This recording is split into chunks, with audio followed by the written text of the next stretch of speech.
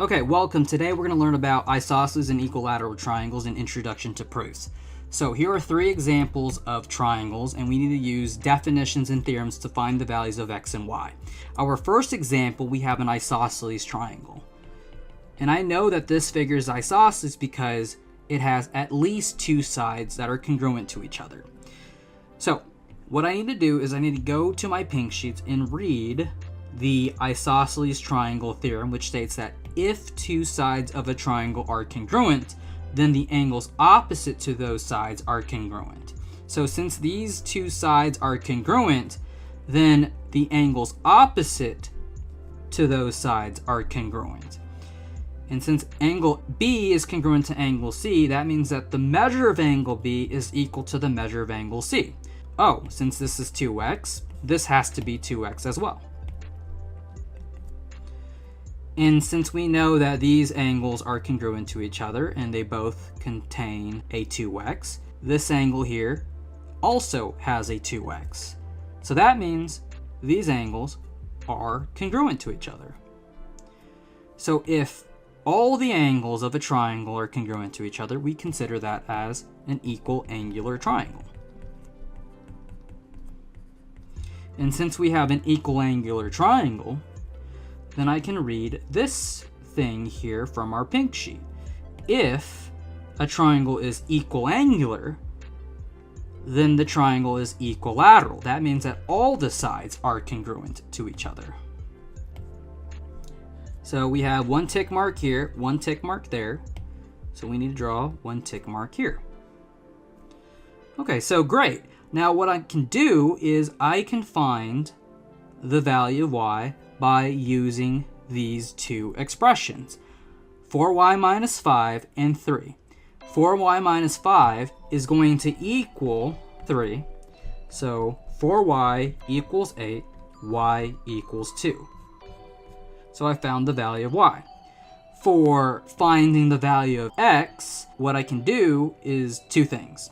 One, I can take this, equal that to 180, or since I know that this triangle is equiangular, each of these angles is 60 degrees each.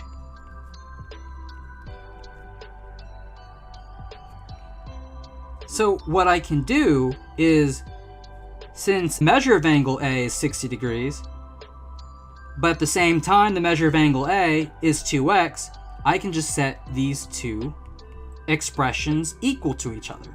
So I write 2x equals 60, so x equals 30. So I found the value of y and the value of x using my pink sheet. For number 2, we have an isosceles triangle.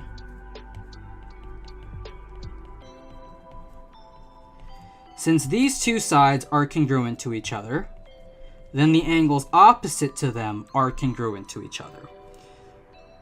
So that means that this angle here is 6x plus 8. So what I'm going to do is, since these two sides are congruent to each other, I can set them equal to each other in the language of algebra. So 4y minus 2 equals 2y plus 2. And then I'm going to go ahead and add both sides by 2 and subtract both sides by 2y. So I have 2y equals 4, y equals 2. And now what I'm going to do is find the value of x. I can take this angle plus this angle plus this angle, equal that to 180 degrees. And rather than me just writing 6x plus 8 twice, I'm just going to write that as 2 times the quantity of 6x plus 8 plus 80 equals 180. Now I'm going to subtract both sides by 80. And now I'm going to do that little trick where I pretend that 2 times the quantity is 2 times x. So pretend that this expression is 2x. And what do we need to do on both sides to get x by itself? Well, we need to divide both sides by 2. So I have 6x plus 8 equals 50. So 6x equals 42, and therefore x equals 7. And that's just me using the Isosceles triangle theorem. Now, the third example, notice that we have two angles of the same triangle congruent to each other. Now, if two angles of a triangle are congruent, then the sides opposite to those angles are congruent. And that's me using the Isosceles triangle converse. And this is really easy. These sides are congruent to each other. So in the language of algebra, they are equal to each other. So I do 2x plus 6 equals 3x minus 6. So x equals 12. And since these angles are congruent to each other, then their measures are equal to each other. So this is 3y minus 8. So I'm going to take this expression plus this expression plus this expression and set them equal to 180 degrees. And again, just like what we did before, rather than me writing 3y minus 8 twice, I can rewrite that as 2 times the quantity of 3y minus 8 plus 28 equals 180. So now I'm going to subtract both sides by 28. So 2 times the quantity of 3y minus 8 equals 152. And we treat this expression here as 2x, right? So 2x. What do we have to do? We have to divide both sides by 2 here. So 3y minus 8 equals 76. And now I'm going to add both sides by 8 here. So it's 3y equals 84. So y equals 28.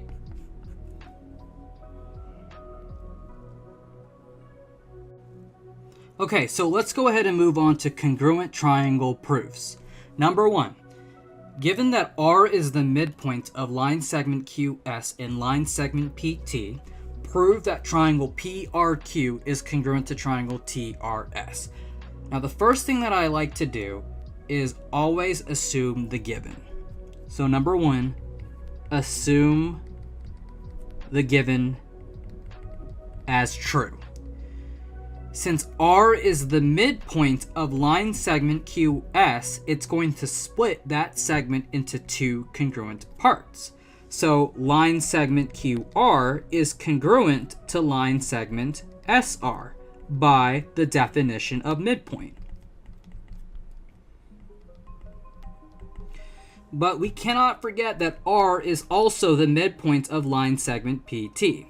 Here's R. It's the midpoint of line segment PT, which means it's going to split that segment into two congruent parts. So line segment PR is congruent to line segment TR by, again, definition of midpoint. So I'm done with number 1. Number 2 is look at the picture. We need to make note of any vertical angles, reflexive properties, or parallel lines cut by a transversal. In this case, we have vertical angles. So we can say that angle PRQ is congruent to angle TRS by vertical angles.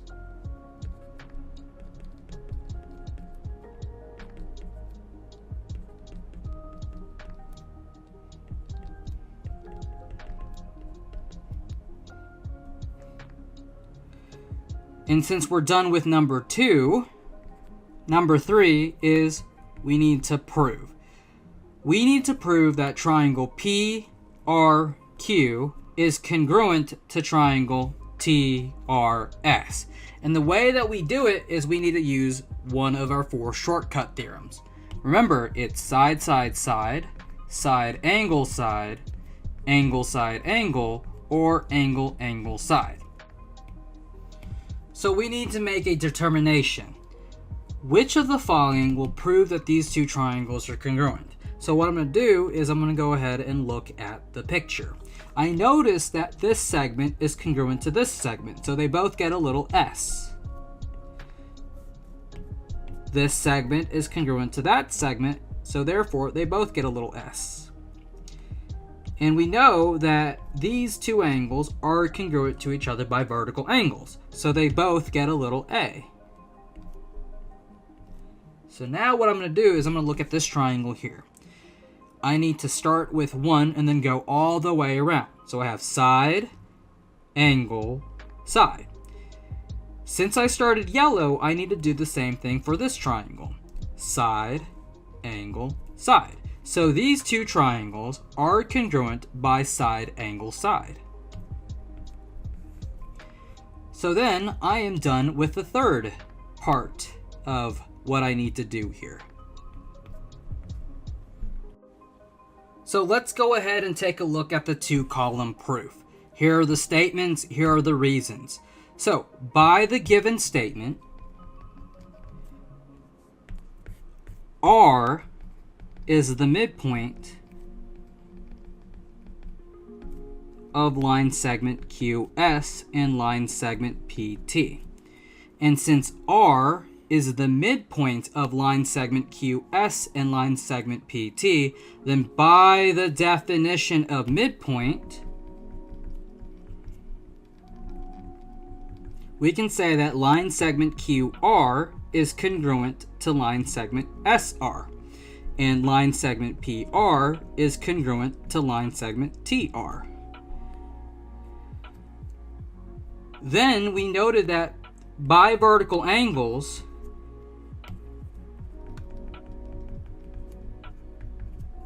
angle P, RQ, is congruent to angle TRS.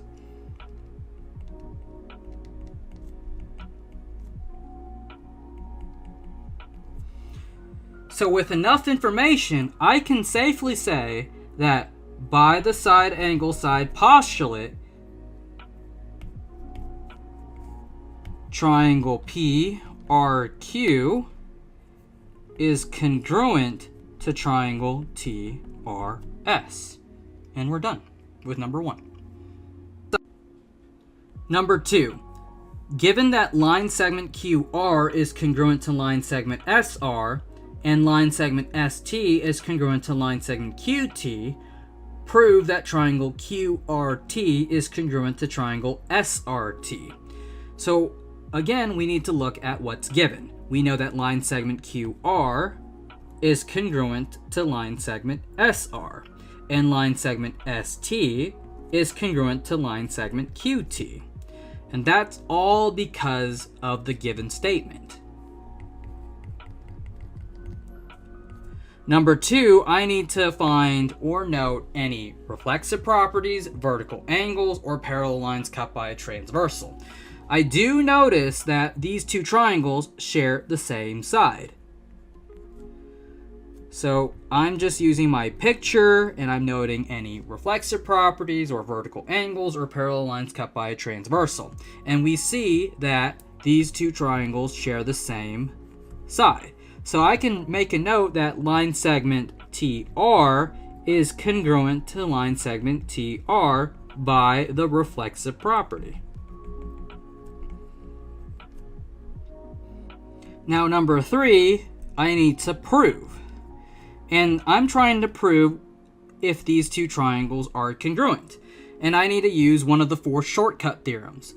Side, side, side, side, angle, side, angle, or angle, angle, side. So let's go ahead and just start highlighting and marking the picture. This segment is congruent to this segment, so they both get a little S. This segment is congruent to that segment, so they both get a little S. And these two triangles share the same side by the reflexive property. We're going to put an S here and an S there. Okay? So I'm going to look at this first triangle up top. I'm going to start with yellow, so side, side, side. And since I started yellow, I have to do the same thing for this other triangle. Side, side, side. So these two triangles are congruent by the side-side-side theorem. So we're done with the picture, and we know which theorem to use. Now, let's go ahead and take a look at the two-column proof by the given statement. Line segment QR is congruent to line segment SR, and line segment ST is congruent to line segment QT. And by the reflexive property, we can say that line segment TR is congruent to line segment TR.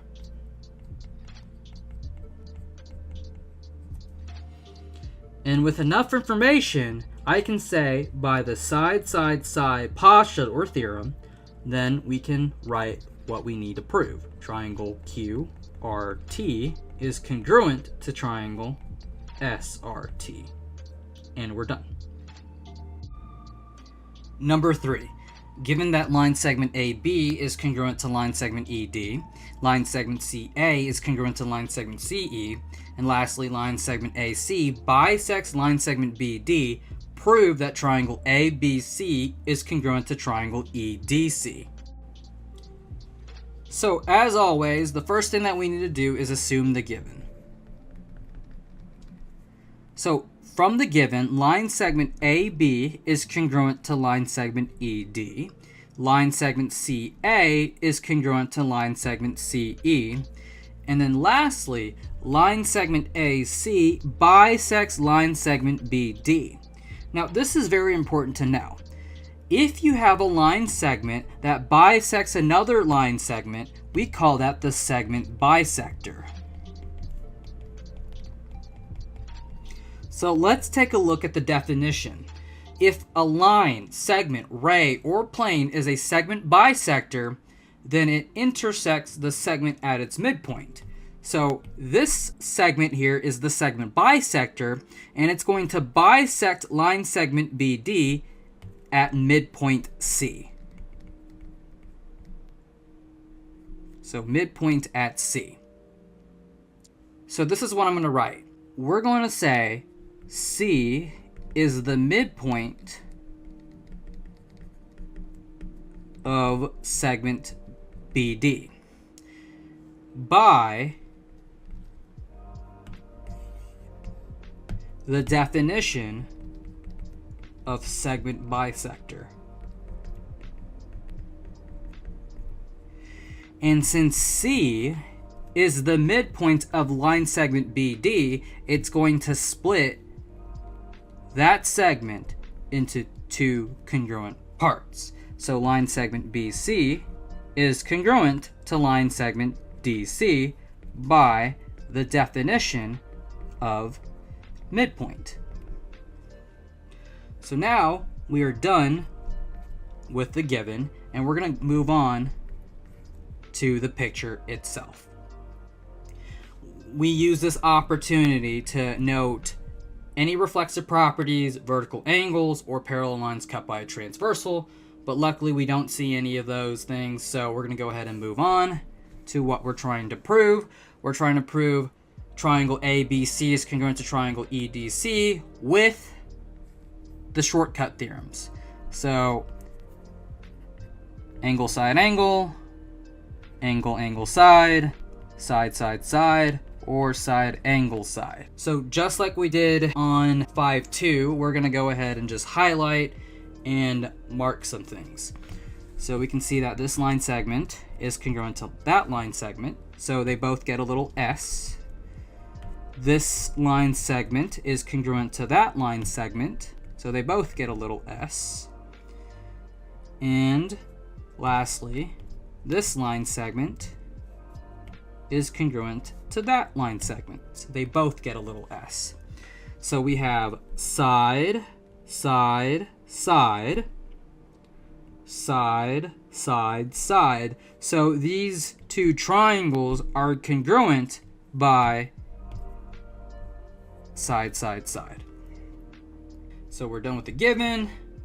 We don't see anything in terms of reflexive properties, vertical angles, or parallel lines cut by a transversal. And then we proved. So we said that triangle ABC is congruent to triangle EDC by the side-side-side postulate. Now we're going to go ahead and move on to the two-column proof. So, by the given statement, we can say that line segment AB is congruent to line segment ED, line segment CA is congruent to line segment CE, and line segment AC bisects line segment BD. So, since we know that line segment AC bisects line segment BD, then it's going to create a midpoint at C. So C is the midpoint of what? Line segment BD. And that's because of definition of segment bisector. And since we have a midpoint for line segment BD, it's going to split line segment BD into two congruent parts. So we can say, by the definition of midpoint, line segment BC is congruent to line segment DC. And then with enough information, we can say, by the side-side-side postulate, triangle ABC is congruent to triangle EDC. So we are now done with number 3. Number 4. Given that line segment YX is congruent to line segment WZ, and line segment YX is parallel to line segment ZW, prove that triangle YXC is congruent to triangle YZX. So, as always, the first thing that I need to do is assume the given is true. Line segment YX is congruent to line segment WZ. Line segment YX is parallel to line segment ZW. So I'm going to draw these arrows to indicate to the reader that these two line segments are parallel to each other. Okay, so great. So I'm done with the given. I'm going to go ahead and look at the picture. We have these parallel lines cut by a transversal. I'm going to go ahead and extend those lines.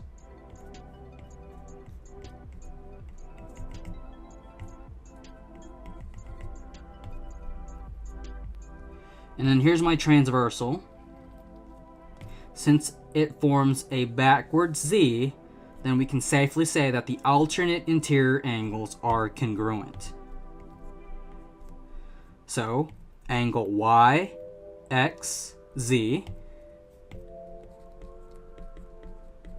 is congruent to angle WZX by the alternate interior angles theorem. So, the next thing that I want to note is the reflexive property being used. These two triangles share the same side here. So, I'm going to go ahead and use 2 tick marks for that. Line segment XZ is congruent to line segment XZ by the reflexive property.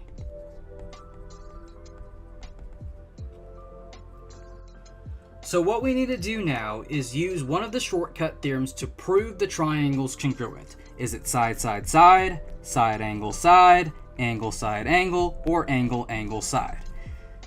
Let's go ahead and mark the picture. I can see that this line segment is congruent to that segment, so they both get a little S. I can see that these two angles are congruent to each other, so they both get a little A. And then we have this line segment congruent to itself, so we give this an S and that an S. So, we have side, angle, side.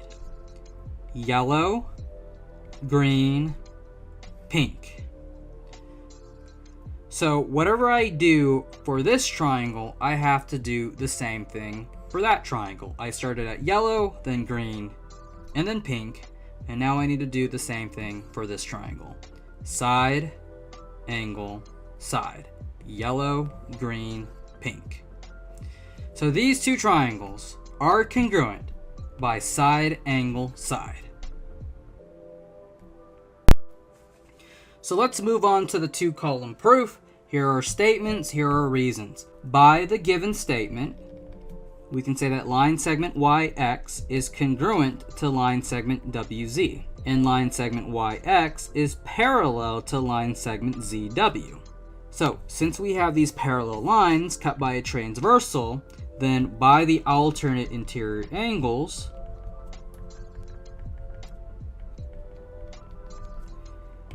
angle YXZ is congruent to angle WZX. And we may note of that here.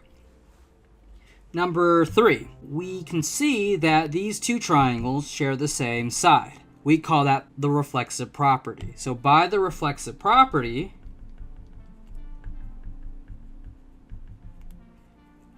line segment XZ is congruent to line segment XZ. And with enough information here, we can say by the side angle side postulate, triangle YXZ is congruent to triangle WZX. And that's what we're trying to prove, and we did. Number 5, given that line segment JM is congruent to line segment NK, and L is the midpoint of line segment JN and line segment KM, prove that angle MJL is congruent to angle KNL. So what's so different about number 5 is what you're trying to prove. Instead of proving two triangles congruent, you're proving two angles congruent. You're trying to prove that angle MJL is congruent to angle KNL. And since we're proving two objects besides triangles congruent, that means we need to apply something called CPCTC. Corresponding parts of congruent triangles are congruent. And this is how we're going to approach this proof. Number 1, we're going to assume the given is true. Number 2, we mark or note any reflexive properties, vertical angles, or parallel lines cut by a transversal. Number 3, we need to prove the triangle is congruent using one of the shortcut theorems. And number 4, since the two triangles are congruent, then we can apply CPCTC. If the two triangles are congruent, then the corresponding parts are congruent. So notice that angle MJL is part of this triangle, and angle KNL is part of that triangle. We need to prove these two triangles congruent before we apply CPCTC. So we're going to assume the given statement is true. Line segment JM is congruent to line segment NK. And L is the midpoint. It's the midpoint of line segment JN, so it's going to split this segment into two congruent parts. And L is also the midpoint of line segment KM. It's going to split line segment KM into two congruent parts. So let's make some notes here. Line segment JL is congruent to line segment NL by definition of midpoint.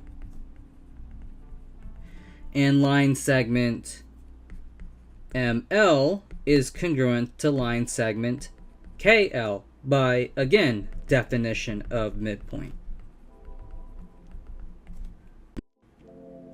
So now what we need to do is we're going to use one of our shortcut theorems to prove these two triangles congruent. Is it side, side, side, side, angle, angle, or angle, angle, side? So I'm going to mark my picture. This line segment is congruent to that line segment. They're both going to get a little s. This line segment is congruent to that line segment, so they both get a little s. And then lastly, this line segment is congruent to that line segment. Therefore, they both get a little s. So it's side, side, side, yellow, green, pink. And I need to do the same thing for this other triangle. Yellow, green, pink. Side, side, side. So triangle MJL is congruent to triangle KNL. And these two triangles are congruent by the side, side, side postulate. And remember, when you're writing a congruent statement, they need to be in order of correspondence. M corresponds with K, J corresponds with N, L corresponds with itself. So these two triangles are congruent by side, side, side. So remember, if two triangles are congruent, then the corresponding sides and the corresponding angles are congruent. So here are these two triangles. They're congruent. We can safely say that angle MJL is congruent to angle KNL by CPCTC.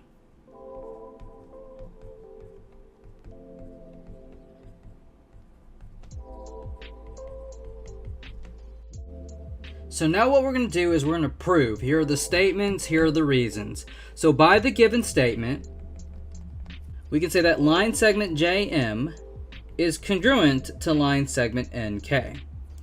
And L is the midpoint of line segment JN and line segment KM. And since L is the midpoint of line segment JN and line segment KM, then by the definition of midpoint,